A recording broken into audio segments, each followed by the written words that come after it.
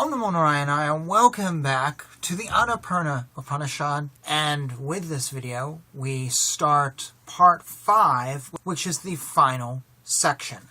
Though this section is the longest with 120 verses.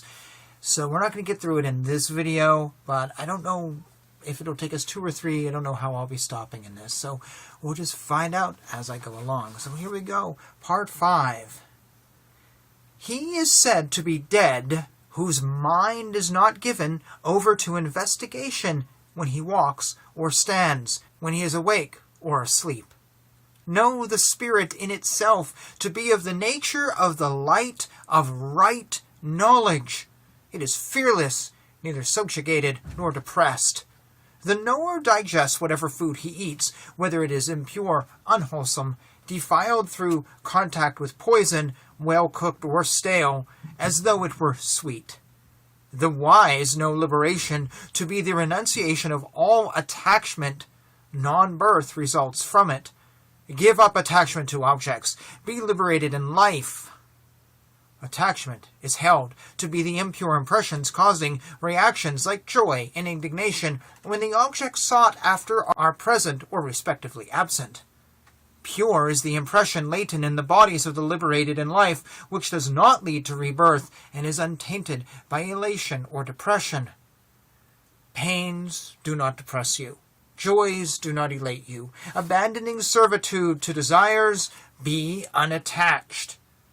Undetermined by space and time, beyond the purview of is and is not, there is but Brahman, the pure and indestructible spirit. Quiescent in one, there is nothing else. Thus thinking this, with a body at once present and absent, be liberated. The silent man, uniform with a quiescent mind, delighting in the self. There is neither mind stuff nor mind, neither nescience or jiva. Manifest is the one Brahman alone, like the sea without beginning or end. The illusory perception of mind, etc., continues as long as the eye sense is bound up with the body. Objects are mistaken for the self, and the sense of possession, expressed as "this is mine," persists. Illusory perceptions of mind, etc., vanish for one who, through introversion, eternally burns up in the fire of the spirit, the dry grass that is this threefold world. I am the self, that is the spirit. I am impartite. I have neither cause nor effect. Remember your vast infinite form through memory.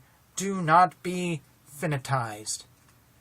By means of the incantation of the spiritual science, contemplated within, the deadly disease of craving dwindles as does mist in August. The sages hold that the best form of renunciation, namely that of latent impressions, by virtue of knowledge, is the status of aloneness, as it is pure universal being. Where latent impressions remain in solution, there is deep sleep. It does not make for perfection. Where the impressions are seedless, there is the fourth that yields perfection. Even a very small residue of latent impressions of fire, debt, disease, and adversaries, of attachment, enmity, and poison, affects one adversely. With the seeds of latent impressions consumed and conformed to universal being, with or without a body, one no more partakes of sufferings.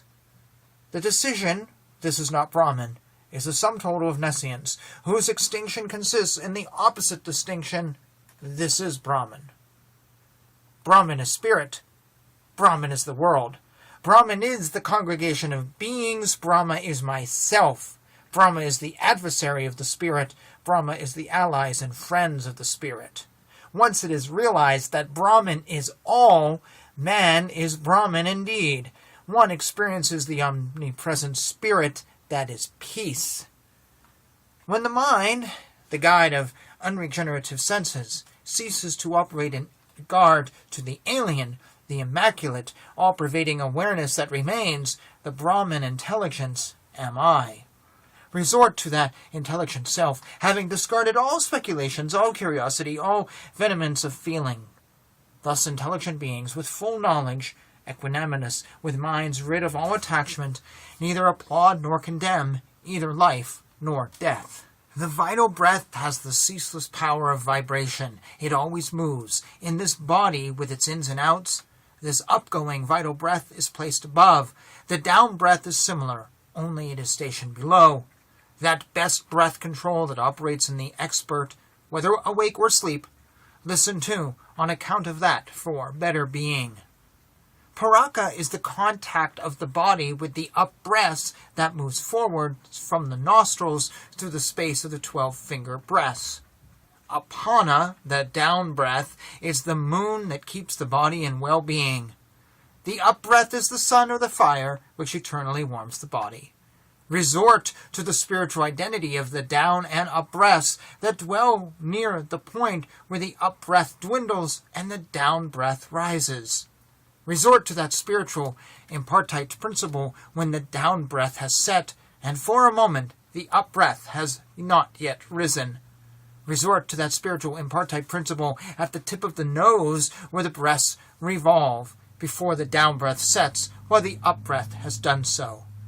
These three worlds are only an appearance, neither existent nor non-existent, and the consequent renunciation of all concern with another, the wise maintain, is right knowledge.